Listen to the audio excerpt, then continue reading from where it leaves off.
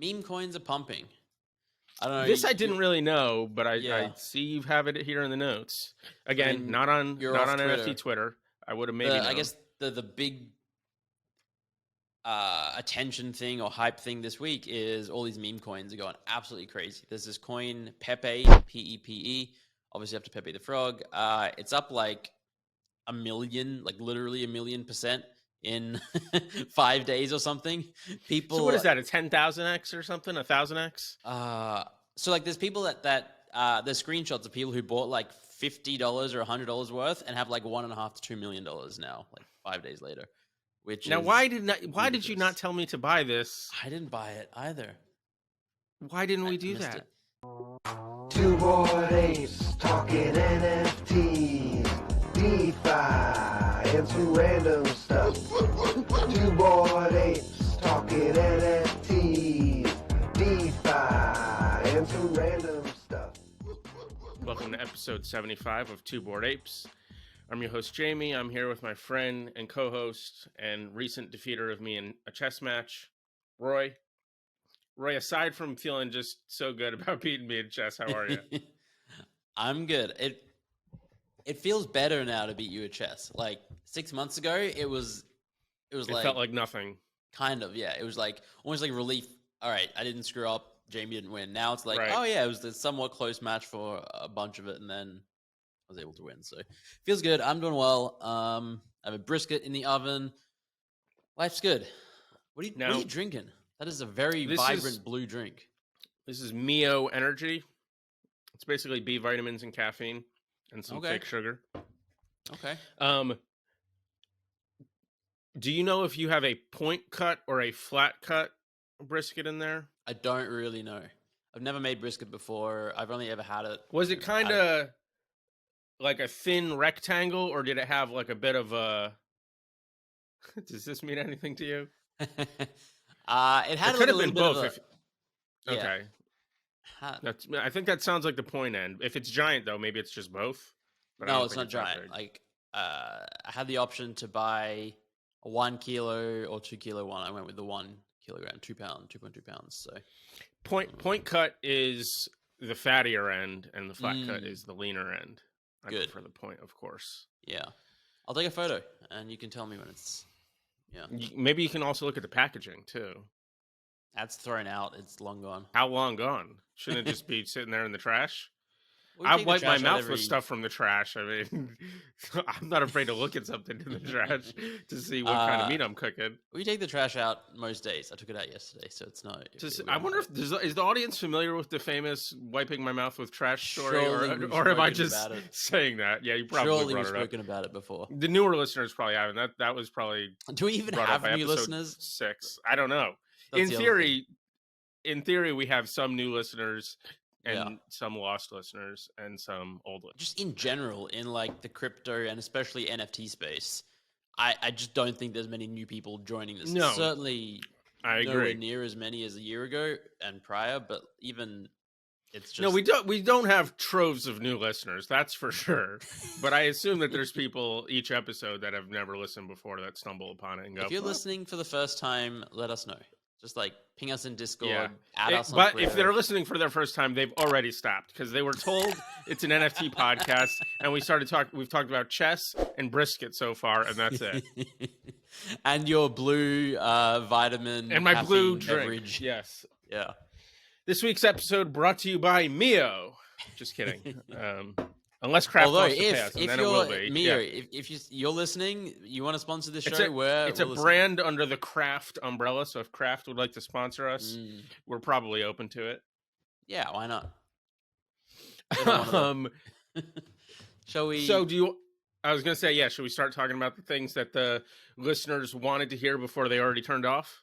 Yes. So we got a giant list of things. 2 of them are NFT and crypto related. The rest are not. But big news that happened this week. Gary Gensler testified in front of Congress. Did you in front of the Congress, Roy? So you don't know.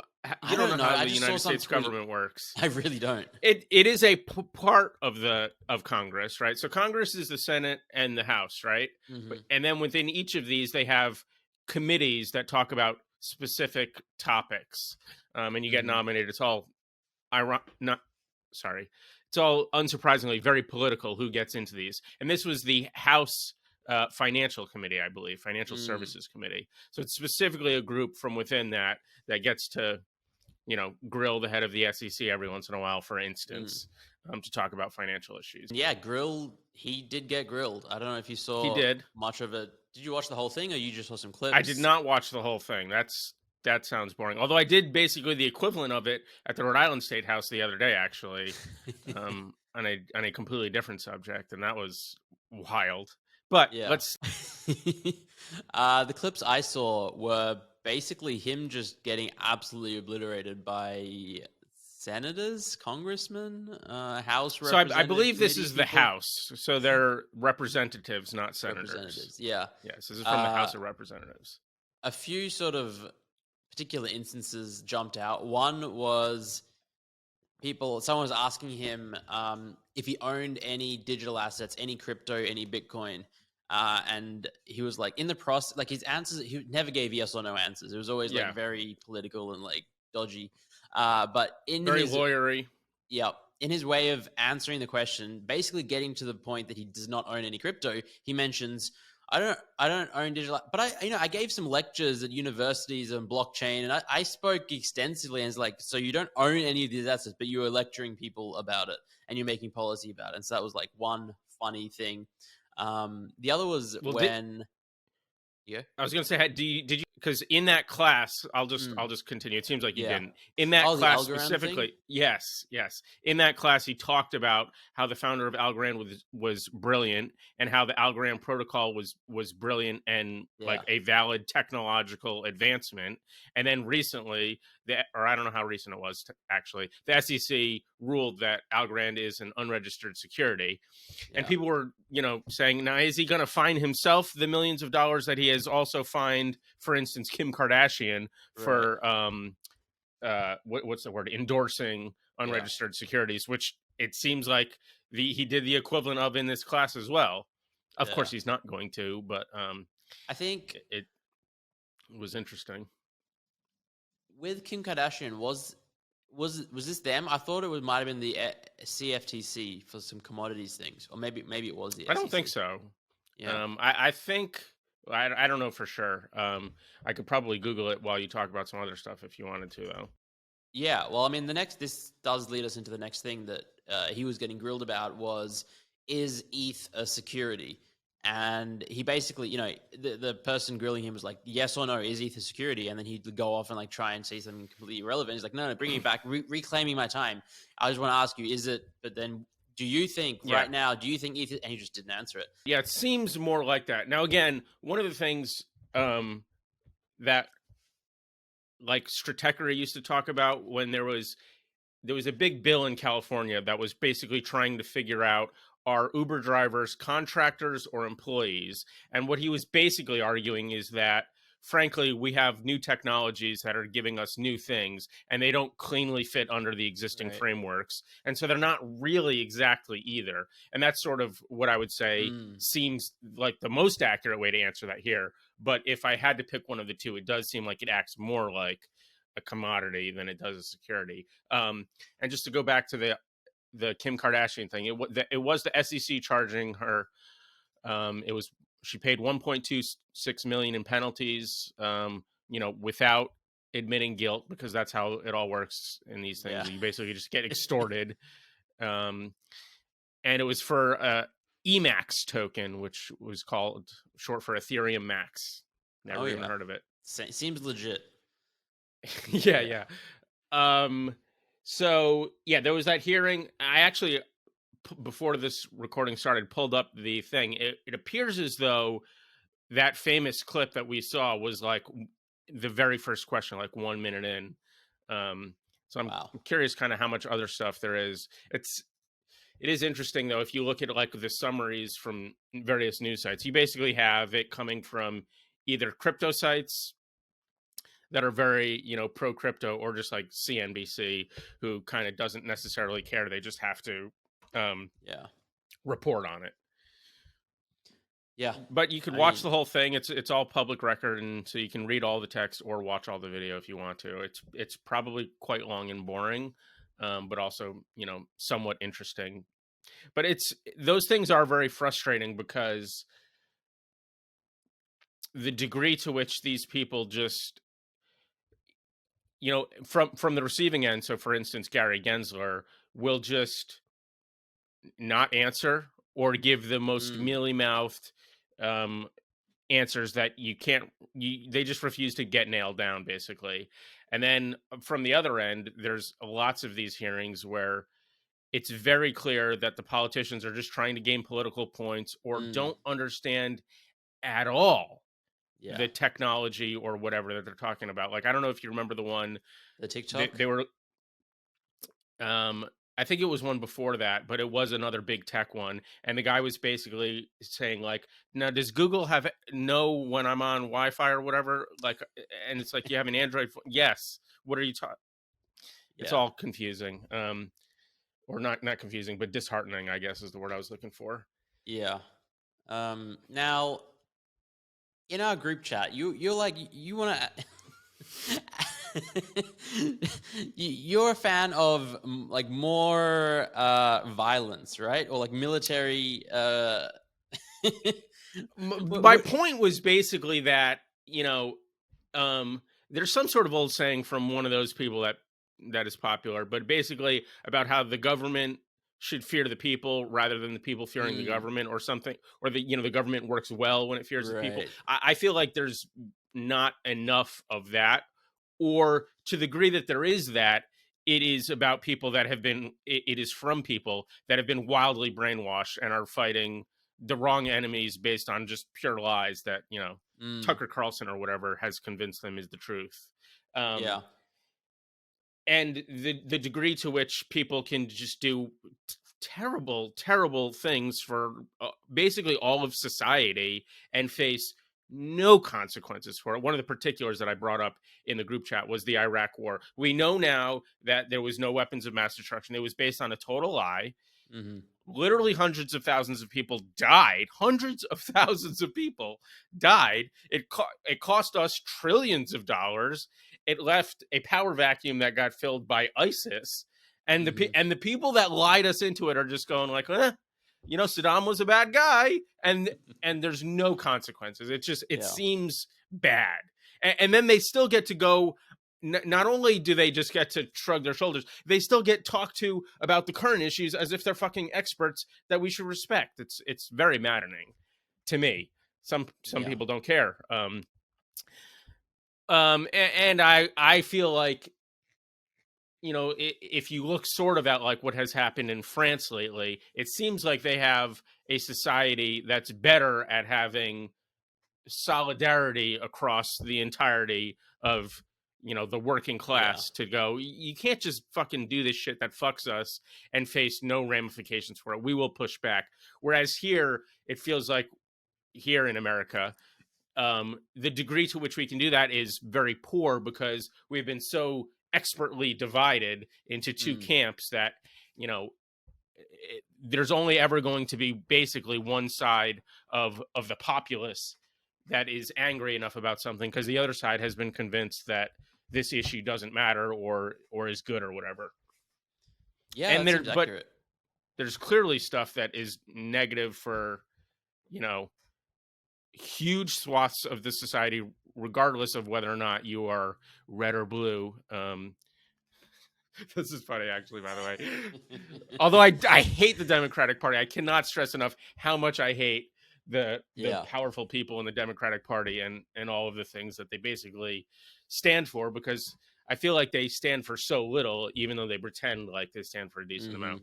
We're getting a bit off topic here, though. Yeah, I'm going to slightly bring it back. I mean, I did ask about it. Two things. One is David Hoffman of Bankless tweeted something about how I think he's like historically been more left-leaning Democratic and more of a Democrat, but then like the people really grilling Gary Gensler and going after him and like all that are like all Republicans, and like the Democrats are like very anti-crypto. In the crypto space, I generally find myself agreeing with the Republicans much more, but I feel like there's issues that are so much bigger and so much more important that the Republicans are so bad on that I can't just start.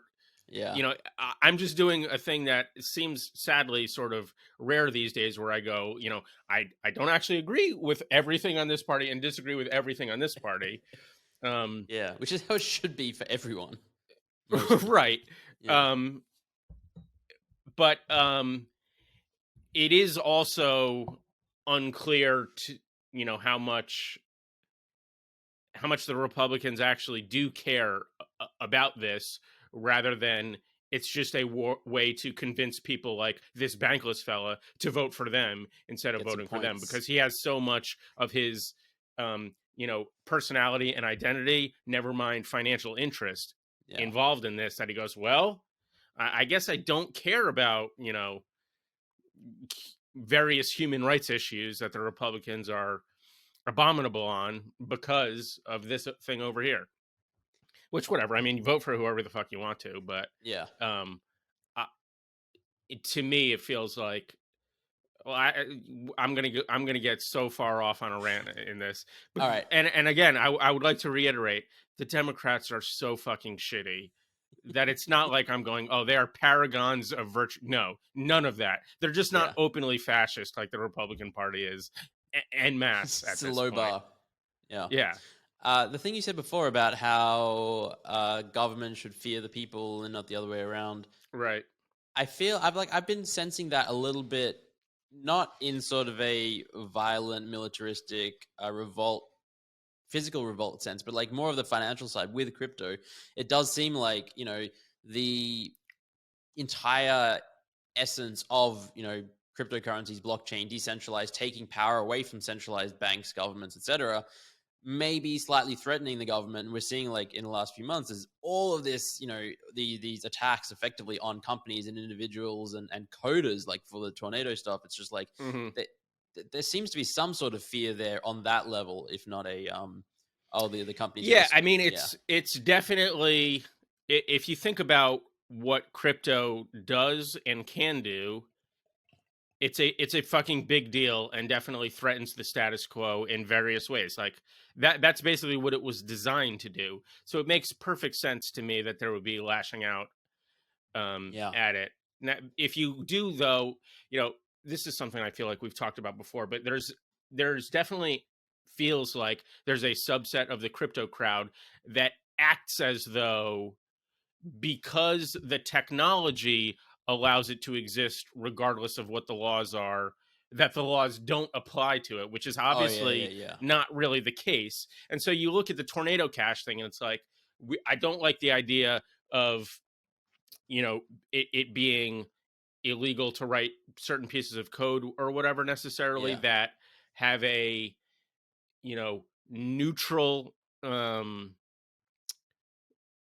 just sort of made neutrally, right? But the fact that they can be used to commit crimes that are already on the books, not new ones we're making up to go after them. It's like, what exactly are we expecting governments to do? To go, well, they're money laundering through, you know, again, if you want to,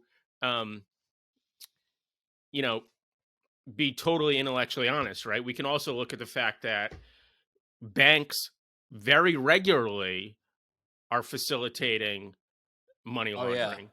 They get, and then the same thing that sort of happens, like we were just talking about with Kim Kardashian, they end up paying a fine. So there is a difference, right? Where the existing ways that you can do money laundering, there's ways to do it, get found out that you've been doing it, and not face you know, jail time in the way that the tornado cash. So it's not like, it's not necessarily the same thing, because he's not doing it within the existing power structures, right? What are we going to arrest Bank of America? No.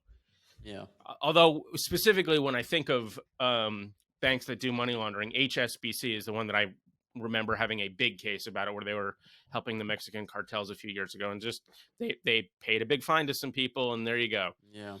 Life goes on. Well, you were talking about how it seems like there's more ways for the individual or groups of the individuals to be a threat to the status quo, to the power structures, which is an interesting thing. And certainly, if you look at like the ability for if you want to take let's talk about China for a second, right? They have what they call the Great Firewall, right? And so to some degree, I'm just thinking about this podcast. We start off with Brisket talk, and then we're like, oh, let's talk about crypto. Well, Gary Gensler. But now crypto you're like, is inherently political, right? let's talk about it's China. an inherently Yeah. political thing. It is. It is related. It's just, yeah. The way that they're sort of able to censor and refine what their citizens can hear as technology expands, there's ways for people to sort of get past that and learn things that they don't want them to learn. And if you think about, just more broadly, the idea of the internet allows for people in country X to understand what's going on in country Y in a way that was much more difficult a long time ago. It would have the news would have to travel much slower. It would get filtered through, the editors of newspapers who could control the narrative in a way that it's much more difficult, right? There's a freer flow of information that moves much quicker.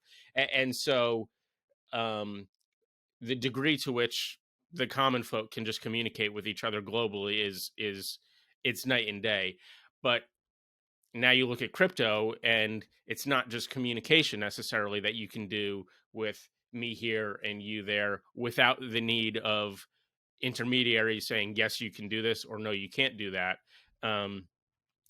There's also the, level one, right, with Bitcoin, just financially transact, send value, receive value. But then you look at, Ethereum, and there's all of this other stuff that can be built on top of it that, again, some of it may or may not be legal, right? Some of it, how about this? Some of it's definitely legal and some of it's definitely not legal. I think would probably be a pretty safe way to say it. Or if you want to take Gensler as threatening as maybe he is, some of it definitely should be legal, but maybe he doesn't consider it. And some of it definitely shouldn't be legal, and he also considers that not illegal. Just to be a little bit more careful in my words. But it's just, there's so much more that you can do without asking for permission that you needed to before. So before you basically, when you wanted to money launder, you had to get permits from the government to open up your business that was going to be a money laundering front, or get the banks to help you do it. And now, in theory, you have this tornado cash thing. So it's just, it's a scary new way for people to do stuff that they've already been able to do other ways. It's just that the government was, able to take their cut more easily in those instances, or was able to at least monitor it in a way that they're maybe afraid that they can't in the newer world. The last thing I was going to mention is, I think now in Europe, it's like illegal to pay for things over 1,000 euros in cash. You just have to. Illegal, you said? I think it's illegal. It's like you're just not allowed to do it, or like you're not allowed to accept payment in cash because it has to be traceable in case of fraud and money laundering and terrorism and all that kind of stuff, which is a hop, skip, and a jump away from like CDBCs and centralized currencies. CBDCs. Central bank. Yeah. Yes, CBDCs. My bank here in Dubai is ADCB, Abu Dhabi Central Bank, or Abu Dhabi something bank, and so it's very confusing me switching back and forth between the two. But yeah. Now, have we talked about these theoretical things much? Do you want to talk to the audience about what they are and we why? Can talk about them a little bit. We've talked about them a little bit, I think, but maybe it's a big enough topic that while we're here, you can tell people about them. So these ABCDs. Next time, won't you sing with me? Central bank digital currencies are basically effectively kind of like, cryptocurrencies, the digital assets, except instead of being on an open, decentralized, permissionless blockchain like Bitcoin or ETH, they would be on infrastructure like created and controlled by whichever government is what's the word, printing them, or like putting them out into circulation. And the idea being, governments seemingly are like, you know what, digital currency, that's a great idea, we should do that. It allows for cheaper transactions and quicker things and more transparency and all this good stuff. However, we want to retain control over it just because we're a government and we like control. And it's obviously for those of us in crypto, it's very scary because it's not that far.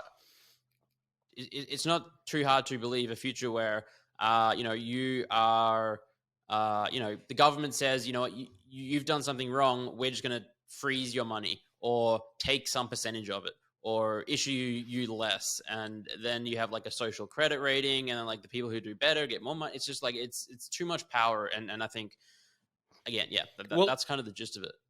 It's sort of, I think when you're talking about crypto and the reasons for having it, again, we're talking about the idea of being able to transact without the government or the banking institutions giving you permission to do so.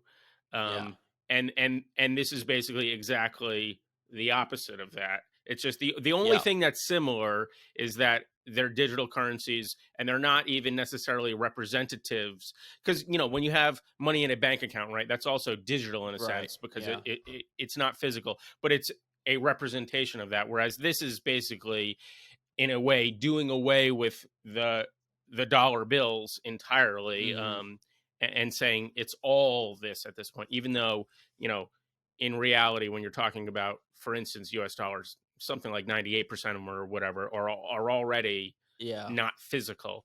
But yeah, so you and again, the ability to do this stuff already totally exists when you're talking about things like credit cards and debit cards, right? You need the permission of Visa, you need the permission of your bank to make any of these transactions, and they can stop any of them they want to. And if the government leans on any of them hard enough, they will stop them because of the government. This just basically takes away those layers, while also, in theory, the other thing is that maybe they're trying to sort of convince some people in the crypto space, or some people that are crypto curious, that they're kind of going along with the new technology, while simultaneously just allowing them an even more sort of efficient way of doing the things that crypto is supposed to be allowing us to avoid. Now, there is another element of it, which you touched on, is the transparency, right? Which I think, depending on how it works with the central bank digital currencies, would still give you one of the theoretical pluses or bonuses in a lot of the crypto people's minds, because there is a level of opaqueness to the existing financial structure that there's good and bad elements to it, but that the crypto is very different from, and again, I would say that there's good and bad elements to it. And so it's possible that if you want to talk about the similarities and the differences, that is a possible other instance that it'll actually be quite similar. But I suppose there's a million different ways that it could be implemented, and the transparency could only be to the government that's controlling this database,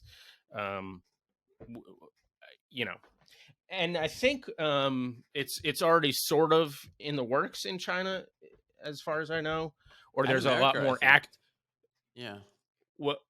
Well, I think America is sort of talking about it, but I think there's sort of been like more trial runs, or they're much closer to. I could be wrong about this, but I thought I remembered hearing more about it being an actual like thing over there. Would not surprise me at all. Like, it does seem very. It also is.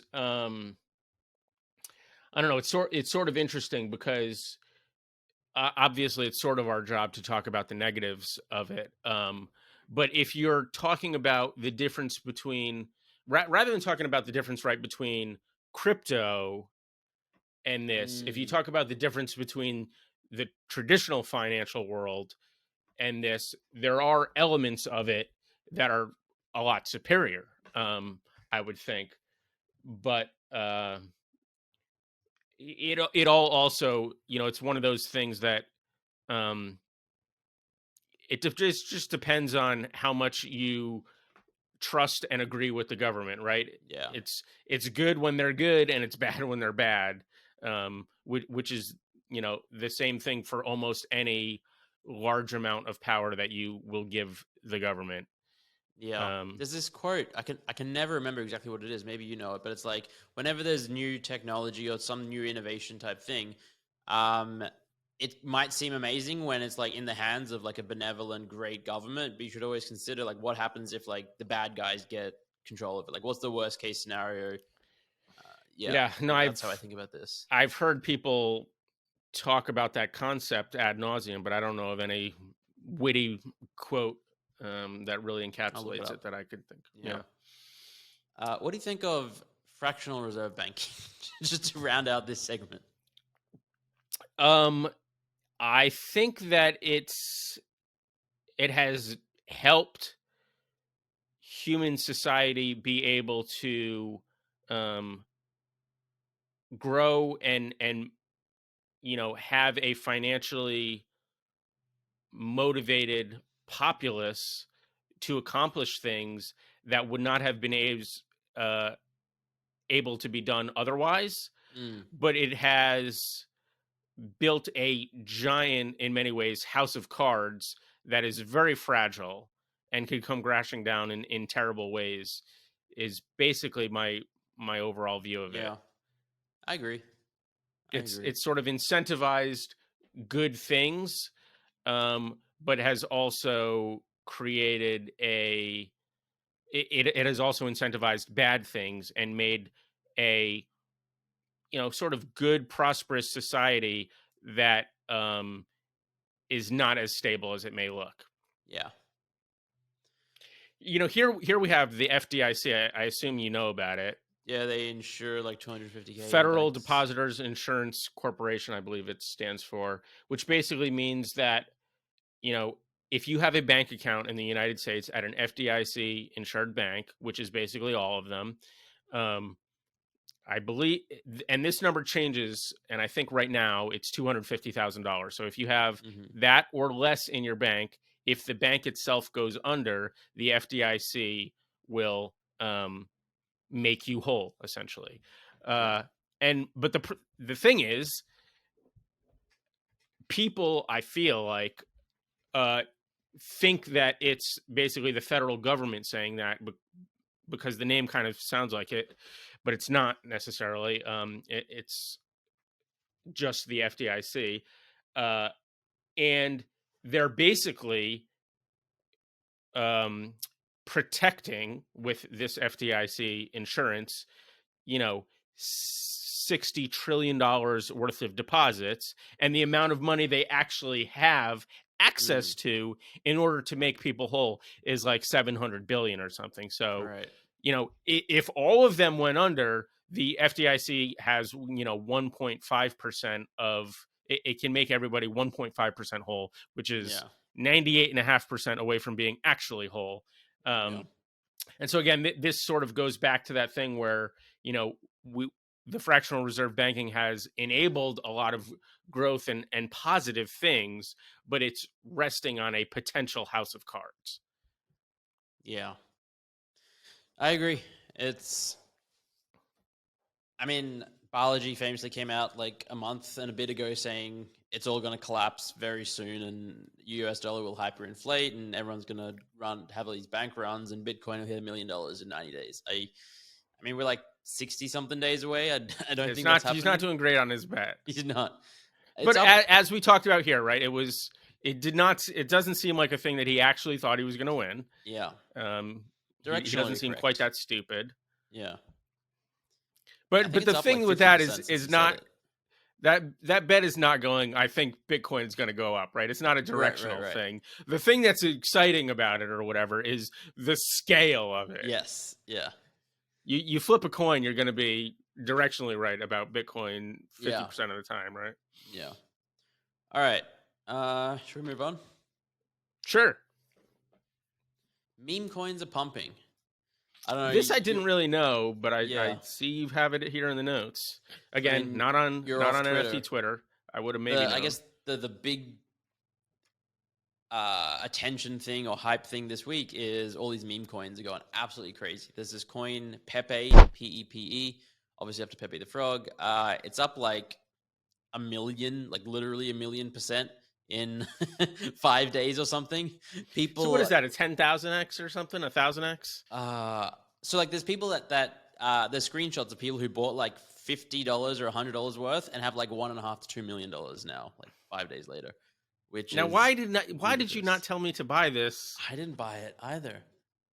Why didn't we I do missed that? it. There's Pepe's, there's Cope, there's WOJAK, there's a bunch, and it's just like this happens probably every 6 months in this space. There's like a cycle or a phase when these meme coins pump, and then I think maybe Yeah. like every few years there's like a several month period where like they really pump and things get stupid and crazy. We saw that like early 2021, Doge like Shiba and then Inu and Safe stuff. Moon and Shiba Mhm. Inu, and some of them obviously still stuck around, but there's like a billion like I would say thousands, maybe tens of thousands of others that all crashed. And that's just what's happening now. A bunch of people are making much money, and a lot of people are talking about it, and almost everyone is going to get wrecked, I'm sure. But Yeah, it's fun to see some those are excitement. one of the parts of crypto that, on a somewhat serious but somewhat joking level, it feels like a bummer to miss out on, but is not at all. It feels like to me what crypto should be and can be, and only helps giving people that want to have the negative narrative of crypto in their head about how it's a scam and how it's Yeah. stupid and how the stuff is all worthless and it's manipulated and blah blah blah, more ammunition or evidence for those beliefs. So it's kind of Yeah. annoying, but it's also just a thing that's the way crowds behave and Yeah. things like that, and it's somewhat unavoidable, because it also again, this goes back to what we were talking about as far as the money laundering is concerned. The same thing has happened lately because of Wall Street bets with legitimate stocks, right? We have now in those cases, there's probably an element where this is worth something, but because of the way the crowds work, we can completely divorce it from reality and make it worth 1,000 times more than it really is worth, right? Yeah. Whereas this, we have something that's worth zero, right? Essentially, like there's nothing. WOJAK coin, there's no value to it Nothing. really. Yeah. And we're making it worth a lot. So the same thing can happen outside of crypto. Yeah. And frankly, there's people out there that think that all of that is basically a scam and a Ponzi scheme, and they have some evidence to why what they're saying is somewhat true, right? We were basically just, me and you were just talking about how fractional reserve banking is sort of a scam. Yeah. And so that is just kind of giving them evidence of that as well, which is fair enough. But in this case, I would say the difference is largely that crypto is still nascent and isn't as accepted and isn't, we were talking just before about sort of the positives that have come out of the fractional reserve banking and all of that stuff. Whereas I think it feels like we're still early enough in crypto that we haven't given society all of the benefits or a lot of the benefits that can be gotten through embracing crypto technology. So it would be nice if we could do that before we have all the negative press to push back against us, because if you have sufficient negative press and negative, public awareness or whatever, public perception maybe is a better word, then that can actually prevent you from making the positive progress that is still theoretically to come in crypto. Yep. I mean, that's what's happening this week. It'll probably be dead by next week, but that's the cycle that we're in. Probably. What else do we have here? This is no longer an NFT podcast because Jamie doesn't know anything happening in the NFT space anymore. I put that on the list, which is kind of true. You know, with crypto broadly, it seems like Gary Gensler and that kind of stuff, but Yeah, because, well, it also seems like, and you can correct me if I'm wrong, that there's a lot less happening in NFT space relative to what there was, let's say a year or two ago, whereas crypto being the bigger umbrella group that NFTs fall under, it's hard for there to be as much of a drop off in activity in the broader community than there is in the subsect of NFTs. Yeah. People are just generally less like. There's still a bunch of stuff happening, but people are just way less interested and engaged than obviously in a better market. Like the degree to which there's new NFTs entirely, as well as activity in the larger existing ones, is just, it's way down. Yeah. Next on the list, I am making Brisket. So I think we're done with the crypto and NFT stuff now. Okay. I'm so happy to talk about this because I love Brisket. What you know what the word bark means? Yep. When it comes to barbecue, what's your rub that's going to make your bark here? So I followed a Serious Eats recipe, and it is salt, pepper, and liquid smoke. That's it. Simple. Yeah. Okay. And do you have any barbecue sauces, or it's just going to be totally? I do not have barbecue sauce. We need to get some. Yeah. Okay. But yeah. And I heard you made some pickles as a possible side. Oh, that reminds me. Keep talking. I'm going to go get mine. I made some cucumber and spring onion pickles in a brine of vinegar, water, salt, sugar. I think that's it.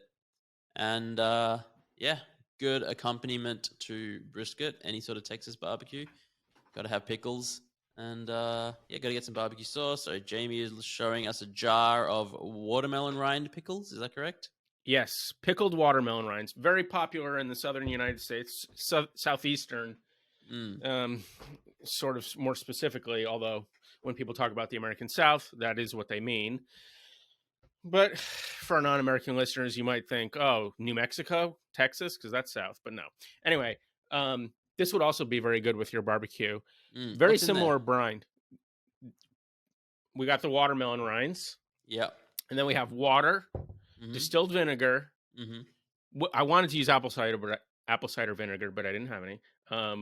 Sugar, salt, MSG, and Korean chili flakes. Yeah. MSG is great. So is Korean. It is great. Flakes. I made these once before, and they were too crunchy. So I did a little bit of work to try and make them a bit softer this time. I really enjoyed them last time, but the one person from the South that was already familiar with them told me they were much too crunchy. And it was a little shocking, the first one that I had, how crunchy it was, because I thought it would be softer. I'm going to put these away, and then we'll continue to talk about them, because I would love that. The other things on the list, we're going to get a garden update from Jamie. Chess update. We kind of already did a chess update. And then I am going to talk about some of the Andrew Huberman stuff I've been doing, which I think some listeners will know who that is, and we'll get into that. But Jamie's I'm back. The Andrew Huberman thing is very funny because what was it? Maybe a week and a half ago, I asked you if you knew about him or liked him, because I had started paying attention to him and thought, like, this guy's right up Roy's alley. And you're like, never heard of him. I don't know. And then I sent you a link to one thing, and you're like, "Oh yeah, I love that guy." Because you knew him by face, but not by name. I guess. I'm always watching like YouTube. Well, I don't really do it much anymore. I stopped for the last week or whatever. But like YouTube Shorts, it was like he would just every like fifth video was one of him, one of his podcasts, or I think he was on Joe Rogan and Lex Friedman, and you just never look at the names there. And then now I've started to listen to his longer form things and read his articles, and Andrew Huberman. Yeah, he's got his own podcast. Yeah, which I need to get in on, but you haven't listened to any of them? Not in entirety podcast format. I'm sure I've seen clips or heard clips. Right. Yeah. Okay. The one on dopamine is very interesting and Mm. enlightening, and I'm trying to really internalize and restructure a little bit my life around what I've learned in it. It's very interesting. Nice. One of the things I saw him talking about with regards to dopamine is that having a cold shower is like the equivalent in terms of like giving yourself, your body, that dopamine sort of energy as like Mhm. taking cocaine. And it's just like Right. clearly it's way better for you. And so, Yeah, no, yeah. I've ended my showers with cold water for a while. I had a cold tub pool on my cold plunge tub, Mm, I believe is the series of words I wanted there, yeah. on my Christmas list, but I did not get one. But I do the cold ends to the Mm. showers, and it is a good little invigorating practice.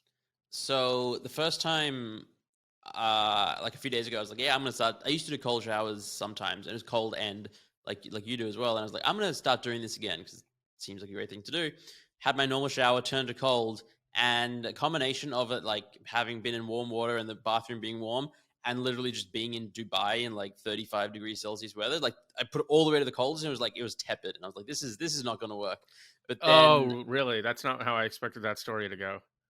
where did you think it would go? I thought you were just gonna be too chicken to actually endure the Oh, cold, but it turned out the no. water didn't even get cold. I was just standing there going, well, this is not really doing much for me. Because Wow, in his okay. videos, he's like, shivering is good and you want to like not Yeah, cross your ours arms gets and- very cold. I can imagine. But yesterday or the day before, I had a shower and like I just went straight to cold and like the air conditioning was on in the room and I left the bathroom door open. And I was like, that was freezing and like that really shocked my body. So Yeah. Also, one time, after kind of getting into this idea, I did fill the tub with as cold of water as possible and dumped a bunch of ice in it, and that was way harder than just the cold end to the shower because it's Yeah. every inch of my skin up to Yeah. here basically, How rather long did than you just.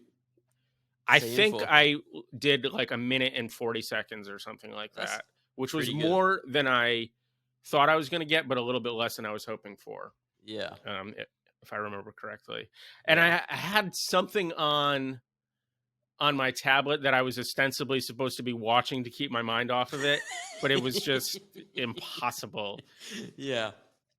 Yeah. I think our StarCraft or apartment in Brisbane something. might have a cold like plunge pool or ice bath type situation. Yeah. So like if Nice. you go to like spas and stuff like that, they'll have what they'll call a cold plunge pool, but it's like 55 degrees or 50 degrees Fahrenheit, which is, as far as what we're talking about in terms of the dopamine stuff, definitely not cold enough for it. It feels shocking compared to, comfortable warm water or whatever, but it's not the same. Rachel is just messaging me now because she's in the room. She's like, sigh.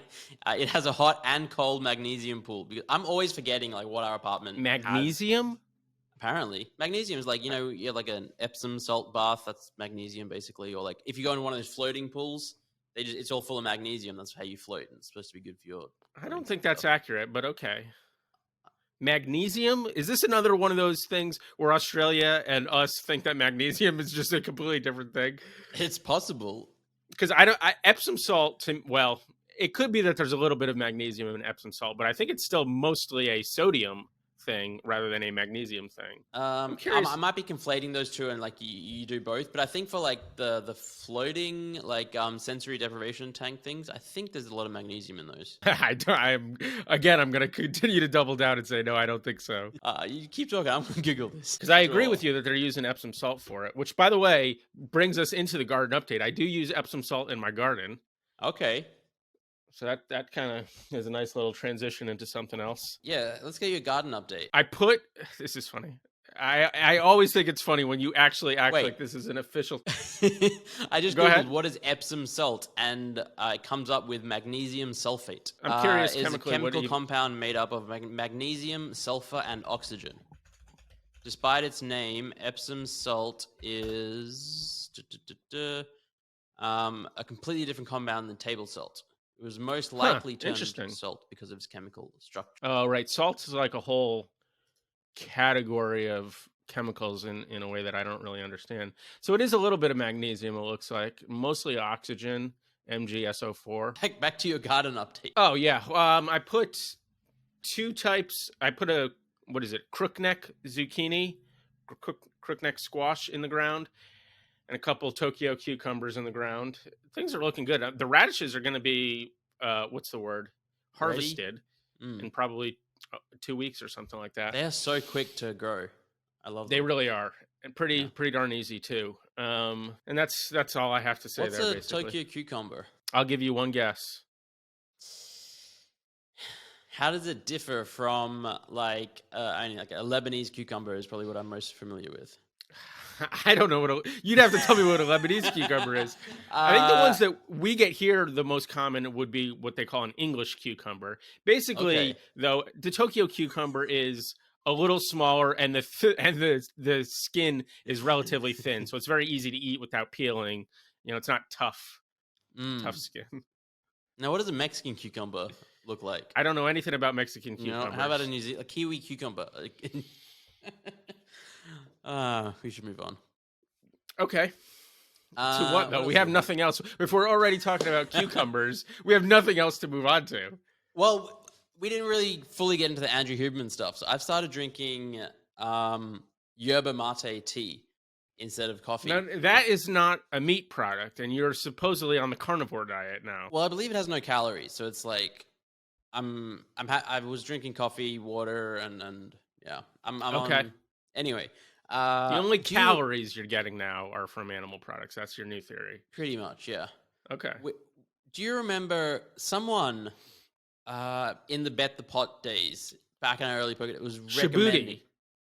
Was it him? He did the Weise's diet.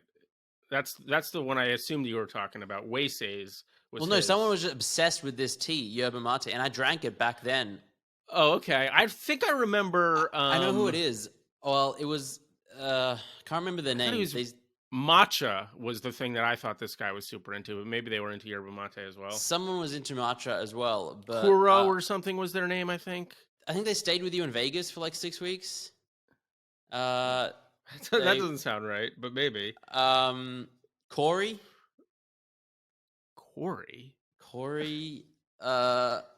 Yeah. I don't know who you're talking about. I was thinking about Emma's dad the other day, though, because the Sacramento Kings are a very good basketball team all of a sudden, and they have not been in 20 years. And I also have a financial interest in them now because I bet on them to win the NBA Finals. Nice. And so when they were winning the other day, I was thinking, I wonder if he's fucking pumped about this. Because as I recall, he was from Sacramento. He was. Well, he lived there for a little while. He moved like North California, Humboldt, I think like 15 years ago. But right, maybe from Sacramento. Anyway, I'm loving the tea. It's great. Delicious. Are you going to show the camera? This is kind of looks like urine. It does. Yep. Doesn't look great. What's that at the bottom? Is that like where there's leaves that it's steeping in? Yes. So I'm pointing at my screen like you can see where I'm pointing, but I realize that doesn't work. Yeah. Here. I got this bottle. Did we talk about me winning an iPhone last week? Yes. Yeah. We did. So, at very least, you told me personally. But I think it was on the podcast. I think it was on the show. It sounded like a scam, but it wasn't. Exactly. And part of it, like, it was the bank that gave it out, and they gave me, like, this stress ball thing, some stickers, all the, random stuff, and this water bottle that has, like, a tea seeping thing in it. And I was like, hey, that's actually great. We didn't have one of those. Or maybe we had one, but, like, it's more convenient. So, yeah. All of those prizes, much less significant than the iPhone. That's a funny... Yeah. Just like a random collection. Yeah. Something that's worth $1,500 and then like a 12-cent squeeze bowl. Yep. Excuse me. I've actually used this more than the phone. Yeah, no, you've been playing with it all podcast so far today. I like fidgeting. Like, I should get a fidget spinner. Should you though? Those were great. I used to they were you all own the rage. One? Did you own one? Oh yeah. They were all the rage. Had any of them. Back when I was like really into live poker in Brisbane and just sitting at the table fidgeting and playing with it, and then like we came I used with all to these enjoy random... the stories I would get from you in those games. Some guy bet his fake leg one time. That was fun. Yeah, that was one of the first times I was there. He just a really hilarious guy and had a prosthetic leg and was just like really pumped about being in a pot and like ran out of chips. And then I think he was like all in, like on the flop maybe, and then like two people still playing a side pot. And then like one person folds, so it's like, or it gets a reveal, and he just takes his leg out and like slams on the table and is like, take more. But yeah, there are a lot of fun stories. I'm looking forward to playing just casually with friends in those games when I get back, because they're still going. Oh, okay. When you get back, I was going to say, what is the legality of gambling where you are? Oh, in Dubai, no good. Although there's a Caesar's Palace here, and there's like they're planning. It's just a hotel at the moment, but I think they're planning to eventually have some elements of gambling here. Gambling, yeah, interesting. All right, should we? Speaking of the basketball thing, I sent Roy a very funny video that relates to basketball and this podcast the other day, and he totally ignored me. I tried to watch it on my phone, it didn't load, and then I didn't see it. And then gave up. Basically, yeah. And then I basically said, hey, this video is worth watching, and then you found out how to watch it and watched it. It was funny. We have I can give you Moonbird specific questions, because we have a couple of their team members on the show today, or something very general. Not on this show. Not on this show, on the Zen Daily Twitter space later. I have a question for you first. Okay. What's your planner situation like? Are you only just Google Calendar? Is that the only way your life is organized these days? What else Google is Calendar, I have like this massive list. I usually use paper. And it's just a regular piece of paper and you put stuff on it. Yep. It's actually, we have Zen Labs. Well, actually, I shouldn't necessarily show all that information. It was very blurry, luckily. And then we use Asana, which is like a project management piece of software for the company. I'm vaguely familiar with Asana. Yeah. What about you? Well, so I have the habit journal from James Clear or whatever, and I kind of like it. But then yesterday I was looking for something in my basement and found this old goals planner that I have that I used for a while. But I kind of like the way it's structured. So I'm sort of thinking about turning back into that. Nice. I was doing this thing at the start of the year where I just have like all these little sheets of paper, and then every day like I would write an individual thing on each page and then rank them in like priority 1, 2, 3, 4. Like I think it's the Eisenhower matrix or something like that. Oh yeah. Which I was doing for a while. That's explained in this book, I believe. Let me get it for you. Yeah, it's like must do today. Eisenhower box. There you go. Yeah. So you got important, not important, and urgent and not urgent, and those are your two spectrums, basically. Yeah. So you have 4 quadrants. Yeah. It worked, but now I'm just back to a good old checklist. And yeah, this one's called the Ivy Lee method. I like that one a little bit better, I think. Momo from the ZenAcademy team, he I think loves the Ivy Lee method. He uses it a lot. Pretty good one. Do you want Moonbird questions or generic questions? Generically crypto / NFT, though? Yes. Probably that one. Okay. I don't think I've asked you these ones before. Question 1. I'm just going to skip question 1. Who is the creator of the Bored Ape Yacht Club? All right. Question 2. Yuga Labs. What popular blockchain game involves breeding and trading digital creatures called Axes? A. Alpaca Armageddon. B. Aardvark Apocalypse. C. Axie Infinity. D. Anteater Annihilation. C. Axie Infinity. Excellent. I had a very is a strong word. I had a slightly funny interaction on Twitter a while ago. People were talking about profile pictures and how, or NFTs in general, and how it was all these different animals. And they were like, is there any animal that hasn't been turned into an NFT project yet? And so I Googled like obscure animals or whatever. And there's ones called like axolotls or whatever. And I was like, how about these? And they were like, that's done. That's what Axie Infinities are, which is the biggest project of all projects at the time. But there is also a specific collection like called Axolittles or something on ETH. Yeah, but that's apparently what Axie Infinities were modeled after, and that's where the name Axie came from.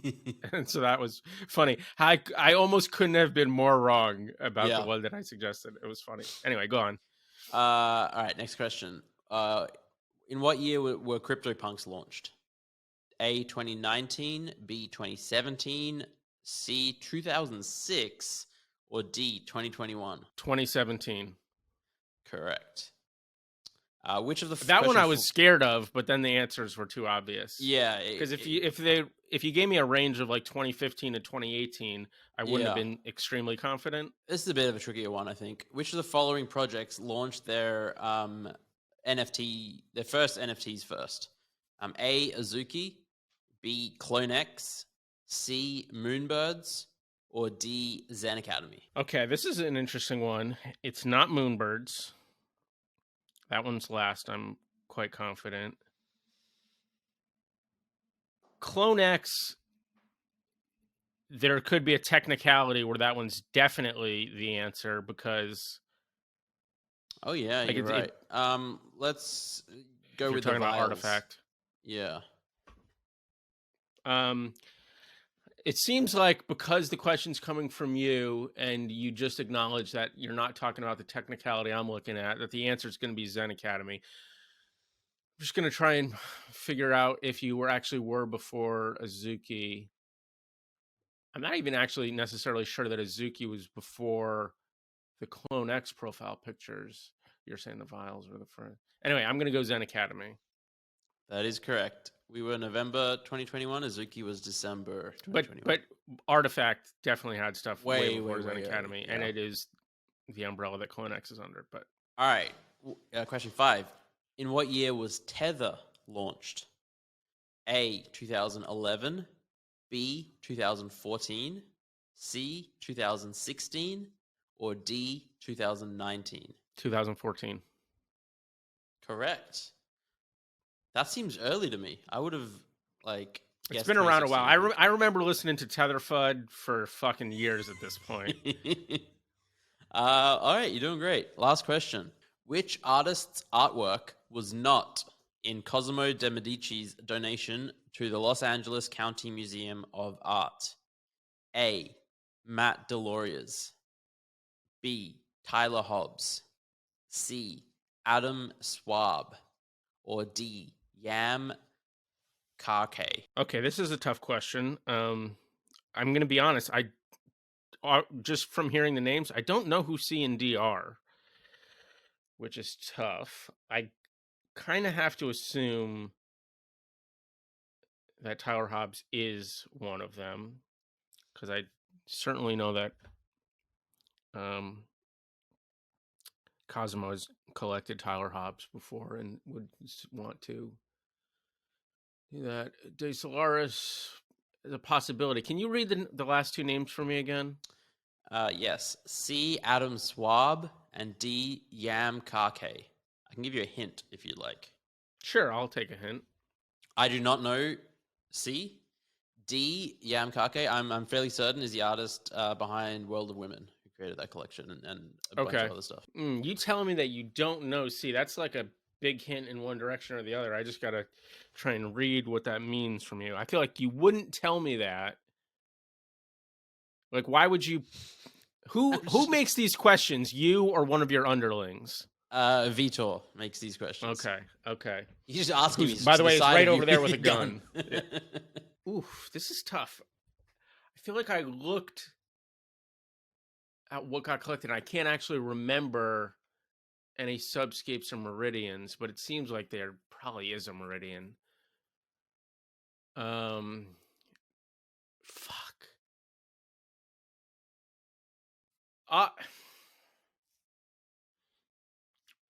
You want to phone I want to say everything. I want to say everything but Tyler Hobbs, because that's the only one I'm confident is in there.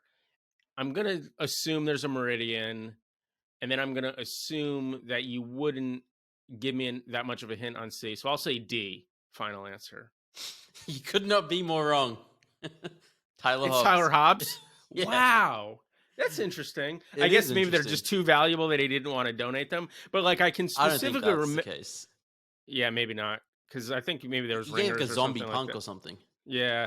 Because I specifically can remember his QQL output, for instance. So I know that he's got Tyler Hobbs, and I can only assume that there's some Fidenzas in there too. That's interesting, though. Yeah. Huh. I could not be more wrong. You kept a pretty good poker face there as I was pontificating about how it was obvious that it wasn't Tyler. I have played a bit of poker in my day. You Yeah. have. Okay. That all brings right. us to the end of the episode. We'll give away some couple of FX hash pieces again. The password will. Well, Tezos specifically. Occasionally, I think I'm giving Tezos. ones that are Tezos. not FX hash. Although Yeah. it's almost always FX hash. The password. Well, hold on. While we're talking about FX hash, great podcast that we were guests on. It's called Waiting to Be Signed.